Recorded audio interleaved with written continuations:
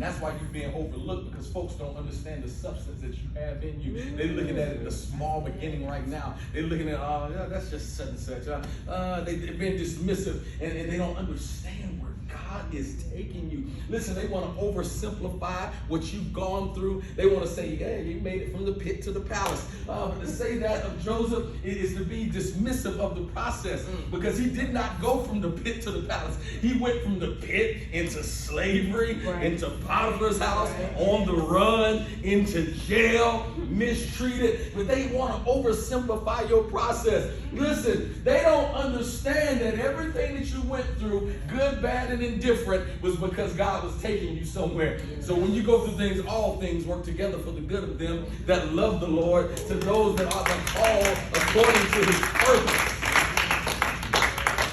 Everything you've gone through is because God knows exactly where you're headed. If the enemy can stop your future, if he can paralyze you with fear, if he can keep you from starting a thing, listen, you can't get past starting. You can't get past starting. You don't start. You don't start. Nothing is ever completed. And so what God is saying is, if I can just get you to start. And so God will send little nudges your way. Sometimes God will bring opposition just to move you out of the place. Yeah. God had to fire me from a good job one time, because I would have never left it. God has to take some people to totally, completely break your heart, because you would have never left them. Oh, God. Can we just take a moment, free them? It wasn't even about them. He allowed them to do that because he saw a greater purpose, and it didn't have them. They wasn't written in the purpose, and God said, I got to let them break your heart, because you ain't going to never leave them.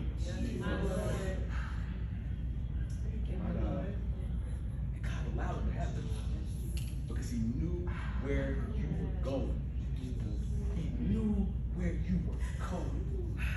Isn't it great that God loved me enough to be able to break my heart knowing that he can repair it? Yeah.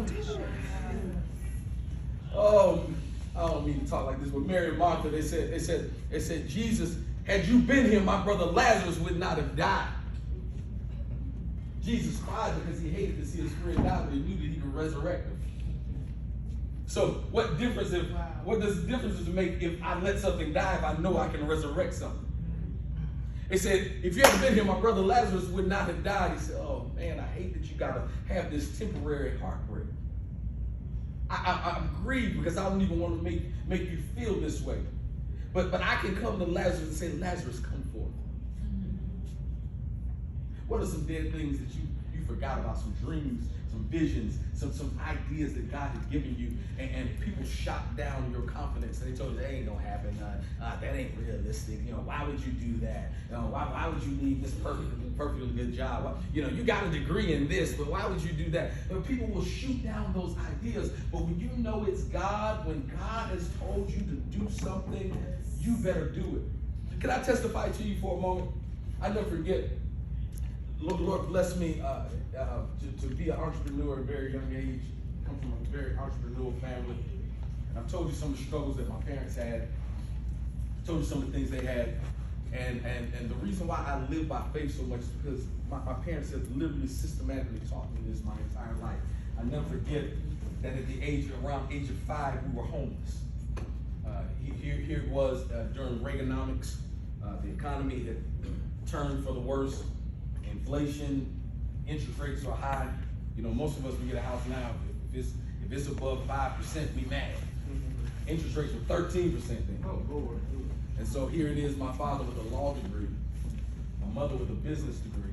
Neither one of them could find employment. We're literally homeless, living into just a little trailer in my uncle's front yard. We didn't even have running water. And as we sat there, my parents would every week come home with the little bit of money they got from unemployment, and they would write checks for their tithes. And I never forget, at the age of 5, 6 years old, my parents were teaching me this principle. My dad said, number one, he said, never be too prideful to do whatever you got to do to feed your family. And so my dad went and worked 18-hour days loading trucks with a law degree. He never thought it was beneath him, because he said, I'm giving an honest living, I'm feeding my family. And he said, number 2, you always pay your tithes and offering. And they begin to write checks. My parents begin to write checks. My mom began to write checks, $10,000, $20,000, $50,000, and begin to put it in her Bible. Now, you talking about unemployed, homeless, living in a trailer, sitting there and don't know what you got to do, and they're still thinking about God, and this is going to be the greatest testimony you've ever written.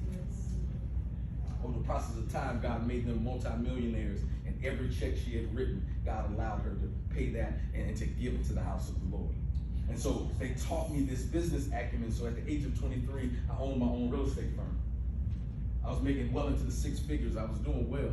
Just got married, was doing great. We were comfortable. I was good. I believe this one right here was on the way because we were having a good time. And so, like, Dad, don't talk like that.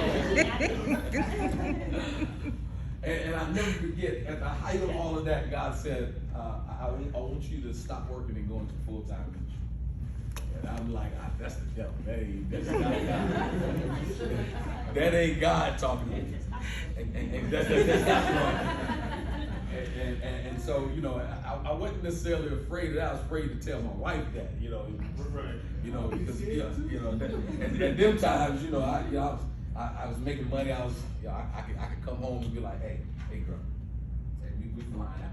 You know, don't pack nothing. We'll get there. Y'all was the hero then. And then to go back and tell her that, you know, this, you ain't gonna be in the shop like that no more. and God, so my savings and everything, because I've always tried to be one that takes care of finances and prepares ahead. So I had some savings and stuff. And so all that stuff began to dwindle. And I'm like, I'm still serving God. Folks are getting saved. Reggie will tell you, we doing campus ministry, all kind of stuff. You know, the Lord was blessing people getting saved. It was great revival, but my bank account was going lower and lower. And I'm like, God, this is great. You know what you're doing with the people, but what you're doing at my house ain't that good. And so I never forget, I'm sitting there in line with my daughter, and I'm holding her hands, and I'm getting gas. And I lie to you not. I'm sitting there and I'm like, God, I only got enough money to get some gas into Friday.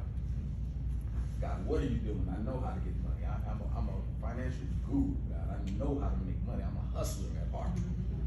But God, you won't let me do that. You have me doing ministry, and I believe that you'll take care of me. But God, this ain't working. And I begin to sit there, and as I begin to get ready to pay my gas, my daughter is asking me for a blueberry muffin. And I begin, as a grown man, to break down and cry. Because as I hold my daughter's hand, I said, what kind of father am I? I can't even get my daughter a blueberry muffin. And as I'm sitting there crying, God says, do you trust me? I said, God, I trust you. He said, no, but do you trust me? And I'm crying, I'm saying, God, I trust you. 2 days later, I had someone deposit $70,000 in my bank account. And God said, do you trust me? The principle that I learned that day is God can change my situation like that. That it really doesn't matter what I'm going through if I just trust God. If I just believe. Do you think that God for one moment wants you to suffer? Do you think for one moment God wants you to live beneath your privileges? Do you for one moment believe that God does not want you to be successful? No, that's not so. But sometimes God will take you a long way around just to get you to the promised land. And so I don't want to talk to you today. I want you to understand that I want you to have victory in leadership. Listen, I could have given you all a whole bunch of theoretical stuff. I could have given you some Maxwell. I could have given you some Stephen A. Covey. You know, you might still want to write these some good books and don't know why. And so, you know, John Maxwell, 21 Irrefutable Laws of Leadership, Stephen A. Covey, 7 Habits of Highly Successful People. You might want to get from good to bad. You might want to get from good to great, rather. You might want to get the book by Napoleon Hill, Think and Grow Rich. These are all books because I'm telling you, your daily devotion will determine your destiny. But instead of doing that, I really want you to have leadership victory in leadership. because if you don't get past some of the hurdles in yourself, you can't really lead anybody the way that you need to do. But because what happens is, what I found is we have a lot of leaders who are hurting a lot of people. And they're hurting a lot of people because they're not good on the inside. Yeah.